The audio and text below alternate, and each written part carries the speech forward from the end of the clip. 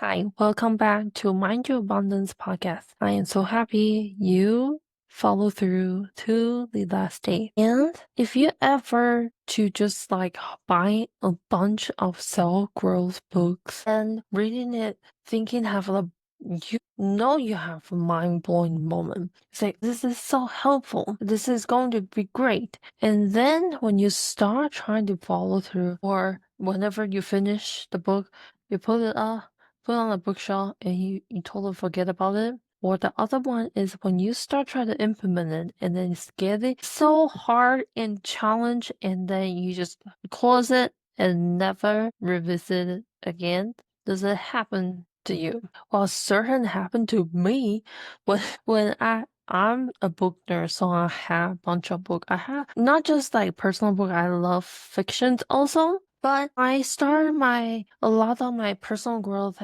when I started moving here 7 years ago. Before I even feel like self-help book is basically for people just don't know their life. Well, that is so wrong. My thought is so wrong until the time I get so lost I had depression and then I cannot just figure myself out. And then I started looking to so much things I thought I already know, but I was totally wrong. That's why it's dangerous when a lot of times you say, yeah, I know that already. Do I really know that, embody that, live with that, and know that the lesson? Or sometimes just my mind say, yeah, I know that, but I never tried that or did that before. And there's a big difference when you actually implement the work and then just thinking, okay, this is great. This is such a great idea. I had never thought about it before. And then kind of just put it behind your mind, well, which a lot of people do, because going to all those story and trauma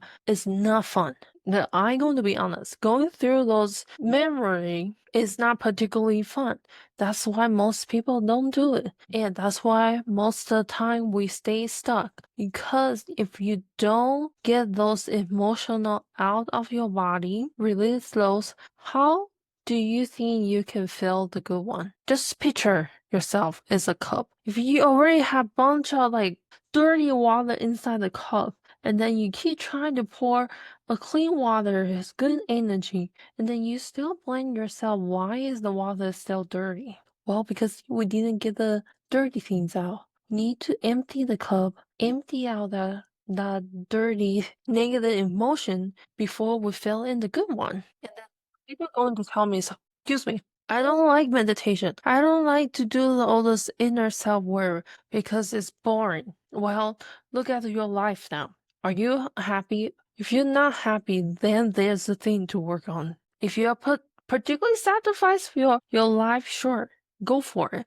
But most of the time we feel stuck. There's something going on with our body, in our mind. We need to address. Otherwise, we're just going to continue stuck. And then tell it later on, and you might have something to hit you so hard you finally able to look into it. Exactly the same thing happened to me 7 years ago. I hit for depression and it hit me so hard. I was so much pain in my body. I don't have motivation. I was angry a lot of time, and then I have intense shoulder pain, and I have nauseous. The pain is caused my chest so hard, so tense, and so hard to breathe. And then I have nauseous. I just when during the work I'm throwing up, and then I also have a migraine. Excuse me, migraine. Just things keep piling up to me, and I'm still, what the heck is going on?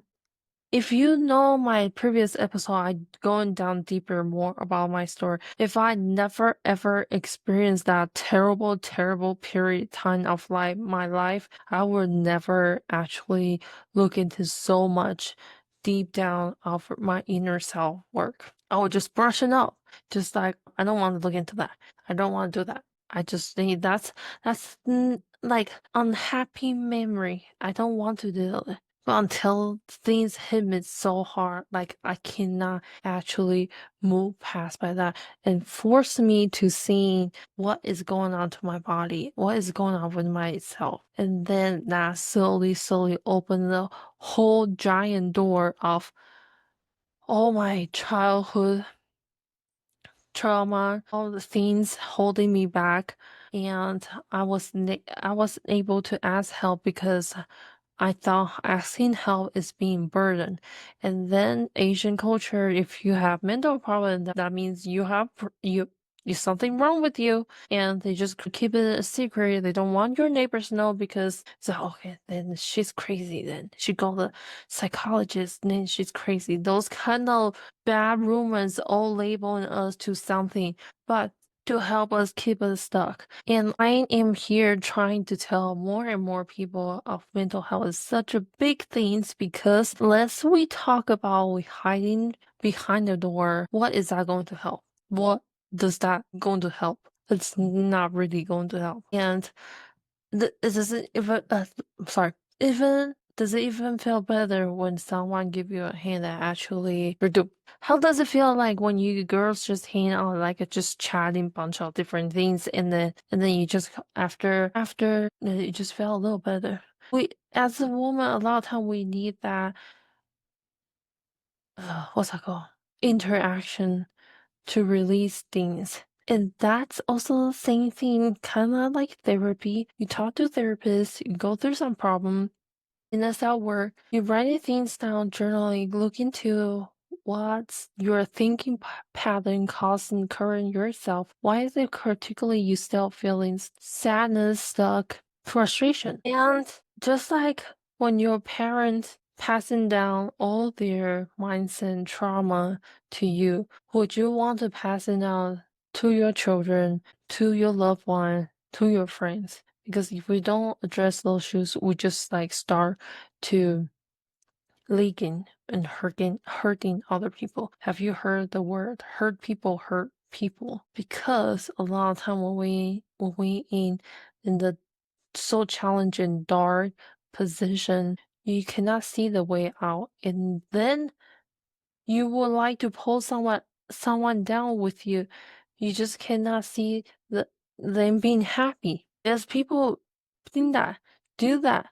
And you need to be very careful for those people around you. So choose people actually live with you and they're willing to support your vision and guide you. So if you are ready to stop overthinking and start trusting yourself, or you are craving the space when you feel you have to perform, explain, just like uh, not have a boundary with others, or you want to just like building a confidence, feeling your authentic self, then I would love to invite you to my Awaken Her 8 weeks live coaching program. It's a safe place for women to release their guilt, shame, and start building their healthy boundary for themselves and building the confidence they have been craved for. So what would it look like inside Awaken Her? It's an 8 weeks live session. We'll be in the Zoom call.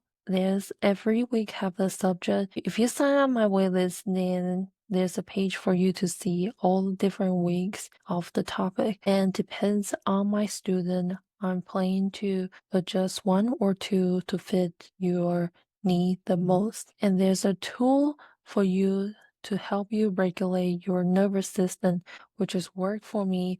I've been trying to combine all those 7 years what I learned to this like program, so you can use whenever you feel like overwhelmed and stuck in the fear or feel like frustration. This is the toolkit for you.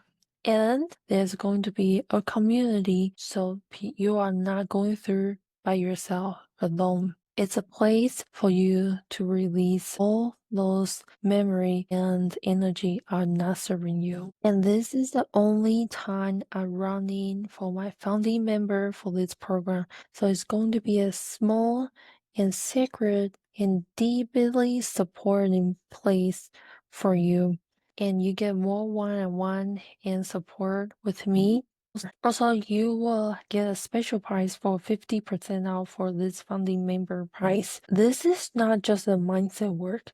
This is work for your personal story, your identity. and your embodiment work is coming home to yourself and be authentic and comfortable just who you are. If you feel seen and moved or awakened by this series of podcasts, this is your next step. The door is started on July 20th. If you want to feel like being safe following you, I would love to support you inside Awaken Her.